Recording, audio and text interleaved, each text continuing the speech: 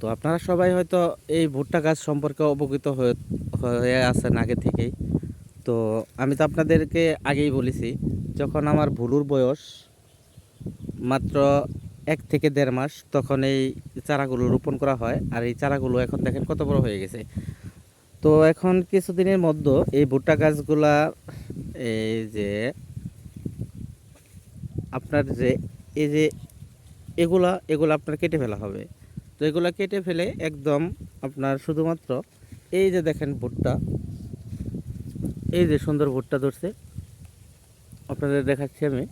তো এই ভুট্টা পর্যন্ত রাখা হবে, আর সবগুলো এটুকু কেটে ফেলা হবে। তো ভুট্টাগুলো যখন আপনার পরিপক্ক হবে, মানে একদম ভালো বাড়তি হয়ে যাবে, আর তখন এগুলা মানে আপনার তোলা হবে।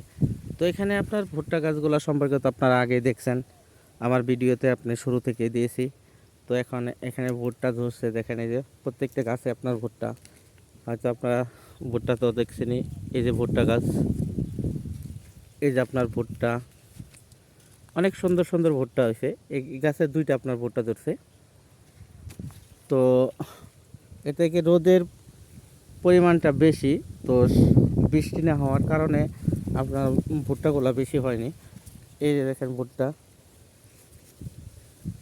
তো বৃষ্টিটা যদি আপনার ভালো করে ঠিকমতো যদি হতো, তাহলে ভুট্টা গাছগুলো আরও শক্তিশালী হতো। দেখেন আরও শক্তিশালী হতো, এমনকি ভুট্টা গাছগুলো সতেজ হতো, আরও ভুট্টা ধরতো। তো ঠিক মতে আপনার বৃষ্টি না হওয়ার কারণে তো ভুট্টাগুলো আপনার এত ধরায় নাই। তাছাড়াও যতটুকু হয়েছে অনেক ভালো হয়েছে। কিন্তু দেখেন আপনার এই সাইডগুলো মাঝখানে দেখেন ভুট্টা গাছগুলো অনেক ছোট, অনেক ছোট। কারণ এগুলা হয়তো আপনার পানি বেগর এরকম হয় না, পানি দেওয়া হয়েছে, কিন্তু আসলে প্রাকৃতিকভাবে পানি যেটা আর কৃত্রিম অনেক ডিফারেন্স। তো বৃষ্টি পড়লে অবশ্যই গাছগুলো অনেক সচেত হতো, এমনকি ভুট্টাগুলো অনেক বেশি হতো। এই দেখেন ভুট্টাগুলো হয়েছে এ সুন্দরভাবে। হ্যাঁ, এই যে ভুট্টা, এটা হলো ভুট্টা। তো ভুট্টাগুলো এখন তো আপনার একদম পাতলি হয়নি, তো কেবলে শক্ত হচ্ছে। তো মাসখানিকের মধ্যে আপনার এগুলো সব কিছু ঠিক হয়ে যাবে। আর দেখেন আমাদের এটা হলো বিল, একটা প্রজেক্ট আপনারা দেখতে পাচ্ছেন, এটা প্রজেক্ট একটা বিলের অনেক দূর, ওই অনেক দূর, ওটা হলো প্রজেক্ট একটা। এটা আমাদের প্রজেক্ট, মাছের প্রজেক্ট আছে, ওই একটা মাছের প্রজেক্ট। মানুষজন রাস্তাতে হেঁটে আছে, দেখেন আপনাদের একটু দেখানোর চেষ্টা করছি। ওইটা একটা দূরে একটা প্রজেক্ট, কিন্তু ওটা হলো আমাদের বিলের ওই পাশে একটা ইট ভাটা। আমাদের এই পাশে ইট ভাটা না, বিলের ওই পাশে ইট ভাটা। তো আমাদের বিলের এরিয়াটা কিন্তু অনেক বড়, অনেক বড় আমাদের বিলের এরিয়াটা। এখান থেকে আপনার 2 মাইল 3 মাইল পর্যন্ত আমাদের এই বিলটা, অনেক দূর পর্যন্ত। এই যে ভুট্টা গাছ, ভুট্টা গাছ এইটা একটা, দুইটা ক্ষেত পাশাপাশি ভাগ করা। এটা হলো একটা আপনার, আর এটা হলো একটা। তো এইখানে আপনার ভুট্টা গাছের এখানে মাটিগুলা একটু নরম বিধায়, এখানে দেখেন ভুট্টা গাছগুলো কীরকম কত বড় বড় হয়ে গেছে, অনেক বড় বড় হয়ে গেছে। কারণ এখানে আপনার মাটিতে পানির পরিমাণটা হয়তো একটু বেশি ছিল, আর মাটিগুলো একটু নরম, যে কারণে এখানে গাছগুলা ভালো পানি শোষণ করতে পারছে বিধায় এই ভুট্টা গাছগুলা এখানে এতটা সচেত সচেত দেখা যাচ্ছে। আর বিশেষ করে এই যে দেখছেন, এখান দিয়ে পানি আনা হয়, যাকে যাকে বলে পানি নেওয়ার ড্রেন।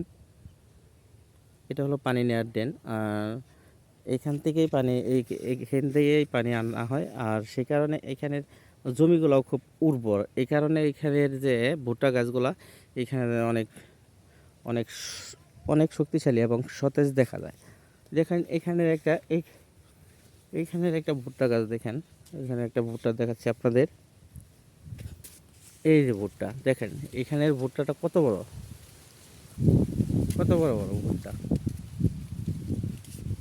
তো এখানে আমি ভাবতাম যে ভুট্টা এগুলা কেমনে কি হয়, হয়তো এগুলার কাছ থেকে কেমনে কি হবে। তো পরে শুনলাম ভুট্টা আপনার কয়েকটা ভুট্টা ভাঙলেই 1 কেজি 1.5 কেজি মতো হয়ে যায়। তো এগুলা ভুট্টার তো জানেনই, ভুট্টারও কিন্তু অনেক দাম, অনেক দাম। দেখেন এখানে এই যে এখানে ভুট্টা গাছগুলো একদম ছোট, একদম ছোট। কারণ এইখানে আমার মনে হয় সার ঠিক মতো পড়েনি, আর ভুট্টা গাছ মনে হয় সমস্যা হয়েছিল, কিন্তু এইখানে অতটা ট্রিটমেন্ট করা হয়নি বিধায় এখানে গাছগুলা বড় হয়নি।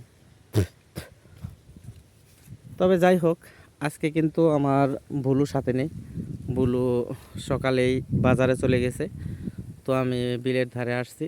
তো আসার পর মনে হলো যে আপনাদের উদ্দেশ্যে একটা ভিডিও করে দিই, কারণ অনেক আগে দিছিলাম যখন এই ধানগুলো রোপণ করা হয় ছোট, তখন দিছিলাম। আর এখন দেখেন ধান এসে পড়েছে, হয়তো মাসখানেক পরে সেগুলো আবার পাকবে আশা করা যায়। যদি প্রাকৃতিক পরিবেশ ভালো থাকে, বৃষ্টি হয়, তাহলে ধানগুলো অতি তাড়াতাড়ি বের হয়ে যাবে, আর এগুলা পেকেও যাবে তাড়াতাড়ি। এই তো আর কি। তো যাই হোক, যদি আমার ভিডিওগুলো আপনাদের ভালো লাগে তো লাইক কমেন্ট শেয়ার করবেন।